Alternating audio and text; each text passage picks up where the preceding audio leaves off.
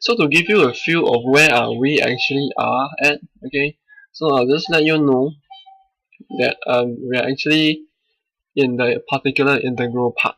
Okay, we previously we talked about why we want a complementary function is because we are looking at the steady state. So therefore, the particular integral will straight help us to solve our x. Okay, in this case. So therefore, we are now dwelling upon it, and then after which we derive we know we clear a lot of misunderstandings between them, and then nonetheless we also know that the vector polygon, if you add them up together, it must be equals to 0. It must be equals to 0. We have to set our equation. Okay, we derive the many equations. Okay, from our our particular integral trial function. You sub it into your second order differential equation, and then you do it up and then you rearrange and make sure you bring everything equals to 0, so that you can have a closed loop polygon. And then you have this shape. You can analyze things in terms of geometry, the angles and such like that. So it is pretty neat and it's pretty cool. And nonetheless we'll start off with what we have left out,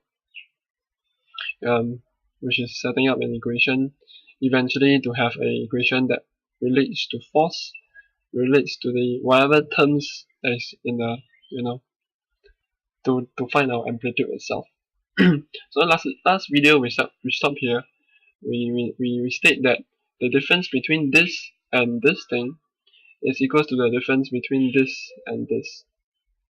So by finding this and this, you will know the value of this and this straight away, right? Because if you find that this is the difference between, let's say this is 10 Newton, okay, 10 Newton, and this is 8 Newton, you know that the difference between them is 2 Newton, right? So in order for the whole system to be equals to 0, okay, because eventually everything add up will becomes equals to 0, so the difference between this and this will be minus 2 Newton. Okay, so with this slight concept, and then and then we have this equation over here. So how does the equation being applied into our stuff? So let us look at it. Okay, using simple geometry, okay, the f naught itself, this f naught is in terms of we can break it down in terms of this portion over here and the distance over here, and this distance is it corresponds to the c omega x. Okay, so if you were to ask me how does this correspond to c omega x, it's because everything is in terms of omega t and theta, and then with pi over 2, so only within 3 angles, I would say. So hold on. Okay, if you were to head back to last time, we talked about that omega t is this one, right? This angle omega t. So this is the same as what we've looking at, omega t, and this is the same magnitude, and so we are talking about this piece over here. So the magnitude is actually f naught, and the angle is omega t. So omega t minus phi is this angle over here, right? This portion, this magnitude. And then as you know that pi over 2 is 90 degrees. So if you minus pi over 2, you're perpendicular to omega t minus phi, right? So this thing is this magnitude is perpendicular to this magnitude, which has the angle of omega t minus phi. Okay. So since we know that they are perpendicular, since we know that this is perpendicular, definitely this is also perpendicular to this one, right? Because kx itself is also in terms of omega t minus phi, as you can see. Okay, so they are the same place. So in other words, this whole thing, they are actually perpendicular, and therefore we can use the Pythagoras theorem to actually solve for our f naught, which is wow. So so therefore we have proof that this magnitude is equals to this magnitude, okay, by the 90 degree stuff.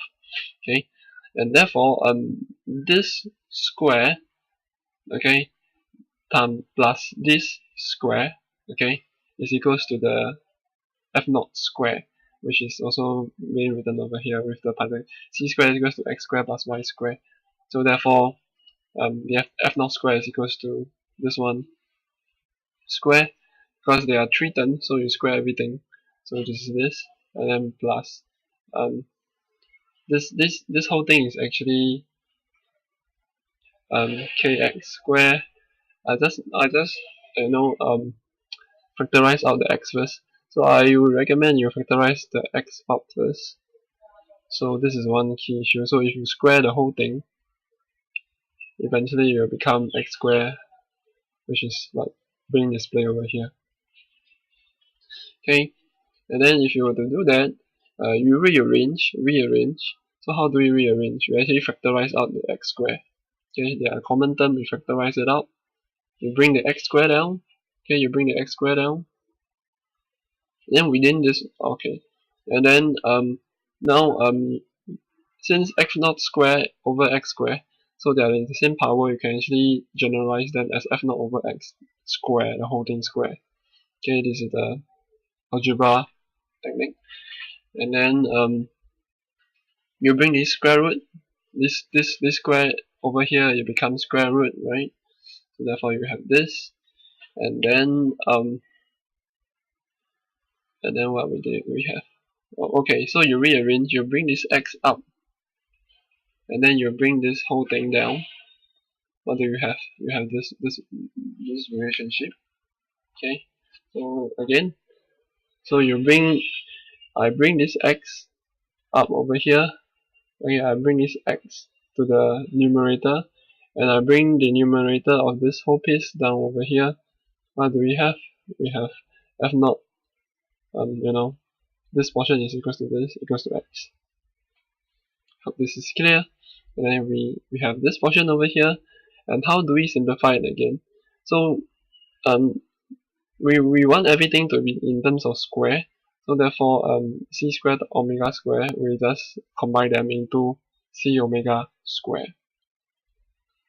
So you may feel, because when I'm explaining you may see that it is smooth, but you need yourself to actually go and read it out. Okay, you need to read it out. I mean, you need to go and practice how to do this thing. It is pretty tough to derive, so you have to really know the key concept, factorizing. Okay, you have to know how to rearrange. Okay, first by what? Okay, so actually we factorize out our x square first. Okay, and then you rearrange the whole stuffs. Make sure you know how to. And the objective itself, okay, is simple. Make sure everything is in terms of c omega square. I mean, it's not. Make sure everything is in terms of everything bracket square. Everything bracket square, that means you're safe. But for this case, um, we didn't do is because we want to factorize out our x square. So that's why we factorize out x square first, and then we do a lot of thing, and then we make sure that everything is bracket, and then outside is a square. Once you reach that stage, I believe you are safe. So this is a pretty general concept, I would say. And then with this thing, this thing is the same as the bottom one because we are so far away, so they are the same. And then you think that the simplification technique for here it's tough. Why not try this? Okay, so let's start for this simplifying this portion. So for us, we rearrange our k first. Okay, as you can see, the k is over here. Okay, our objective itself actually when you're here, yeah, it's alright really. Okay, you typically this equation itself is sufficient to solve for our x. Okay, because everything is in terms of natural frequency lah, or maybe some damping factor lah, or some frequency rate, so frequency rate, damp factor, and then natural frequency, these are all the things that you always use to simplify the equation. Okay, and this equation nonetheless is also provided in your data sheet. Okay, the natural frequency, your damping factor, your these things. So you're required to articulate well when you're substituting all this. And then in test, you need to think within some period of time and then do. It's like, yeah. So you have to really practice a lot. So nonetheless, let's start. So this is k. So our objective now is to rearrange the k. So we divide everything by k. So we divide the whole this piece of information by k. So we just simply, we didn't do anything. Okay, we're just changing the rearrangement within this square root itself. Okay, so we divide k by k. Okay, you're just getting 1. And then this stuff will have multiplied by k squared, right? As you can see, if you were to divide k divided by k, okay, this thing will divide by k also, this thing will divide by k, right? Or however, if you were to divide by k for this case, we have to also multiply by k square here, because within here is square ma, right? So if you divide this by k squared multiply by within this, because cw over k is square is equal to c squared omega square k square, right? So nonetheless, k square is equal to 1. So you have only c omega square. So we didn't change any part of the formula itself. Okay, so you really need to know how to articulate well within these things. So if you were to divide this thing with k also, okay, so you are just taking k square. So this one, k square minus m square omega 4, right? Because if you were to expand it out, okay, and maybe some other, this is a polynomial, but nonetheless, I hope you understand what I mean. I'm not going to do that detail, but you have to really go and understand how when you do out this k stuff. Okay, so if you were to divide this whole system by k, you have this result. Okay, and when you have this result, you can actually factorize them out. Okay, so this k squared, if you were to factorize out from the square root, you will have k at the outside.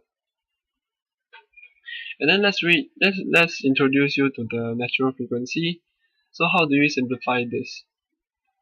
We know that k is over here, and nonetheless, if you were to bring natural frequency, if you were to square it, it goes to k over m. And then if you were to bring this m out, you can represent k in terms of this, right? So let's represent k in terms of this. So we have this over here, and m over k is what? It's just a flip. Okay, m, I think you know what I mean, so I'm not going to do this. And then this is the reason why we have omega n square over here. Maybe I should do this now. Okay, so m equals to k over n. So I just bring m equals to k omega n square, right? So k, okay, hold on. So if you were to bring the square root over here, you will square. Then you bring the m out. Okay, you bring this m to the numerator, and you bring the k to the denominator, and then you bring this thing over here. You will have what we have displayed over here. M over k is equals to 1 omega n square, and then this thing multiply by, there is a omega square over here. So take note, this omega square is different from omega n square. Okay, therefore we have this portion over here. And knowing that beta, okay, this is given in your datasheet, the beta is equals to omega divided by natural frequency. So this one is the damping frequency, okay, and the system frequency. If you don't know what is the difference between damping and natural frequency, you can actually go back to my previous, maybe I think it's the second videos, or maybe last lesson. Just go and find. And then okay, where am I? So knowing beta equals to this, Okay, so we can simplify this into beta square. Okay, since you know omega naught is equals to omega n is the same terms. Okay, so therefore omega n square is equals to omega n square. That's all. Okay, so you have beta square over here, and then let me see. So damping factor is equals to c over c naught. Okay, but nonetheless okay, yeah, so it's also equals to c 2m omega n. Okay, so c naught is critical damping when the damping factor is equals to 1. If you don't know what is it, you go to lesson 3. So the reason for natural frequency and the difference between the damping frequency and natural frequency and critical damping, all you go to lesson 3. Okay, lesson 3 will teach you what it is. And then if you were to simplify this equation, as you can see, as you can identify, the c omega n square m, okay, is just, okay, let's take a look, just c omega m omega n, right? This one multiplied by omega n, you have this, you have this portion over here already. So this portion is this portion. So how do we have this thing? This thing is just damping factor is equals to 2m omega n, right? You bring these two out, you will have this, and that's what we have. And then you just sub in the two times damping factor, you have this thing over here, okay, divided by omega n, because we say that this portion over here is equals to this portion over here. Okay, so I hope you get what I mean. So it's just, so that's why you need to go and try it out. So therefore we solve this one equals to 2 damping factor divided by omega n. Okay, so this thing is equals to this c divided by omega n squared. So yeah, then we also know that the frequency rate, okay, where the rate comparing the damping frequency with the natural frequency, you just divide them, and then you know that this is beta, and finally you have this equation over here. Okay, omega divided by omega natural frequency is equals to beta, right? So you just sub in. So all in all, this portion is pretty tedious, so you really need to know how to deal with the suppling and such in order to acquire your equation.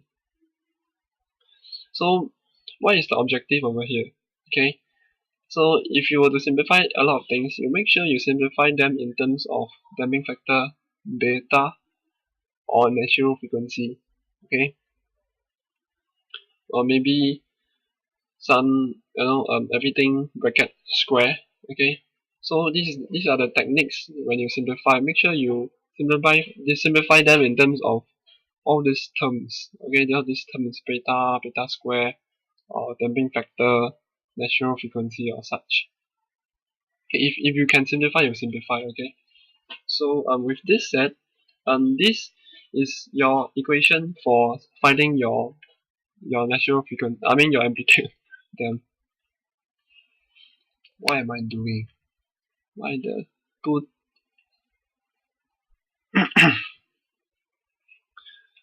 So if you have a force, you input certain force. Okay, you can straight away know which is what is your x, amplitude x. And then all in all is dependent on the beta, the frequency rate, and the damping factor. So in the next video, we will derive the phase angle theta. Okay, if you remember, the theta is the displacement, is the vector displacement lag behind the force displacement. Okay, so as you can, this should be, I think this should be real axis, this should be imaginary axis. But you know, in any case, we didn't talk about some of these things, so we just leave it like that first. I may be wrong lah. Okay, for imaginary and real. Nonetheless, next video we'll talk about how to find this thing. Okay, because when you solve for this thing, eventually you can, you are the king of it, because variables is in terms of x and theta if you were to have this equation over here. Because all in all, if you were to head back to last time our equation where how we derive, we derive from this, we derive all from here. So nonetheless, it is you need to know how to derive this lah. Okay, so just to let you know, this is also in your data sheet.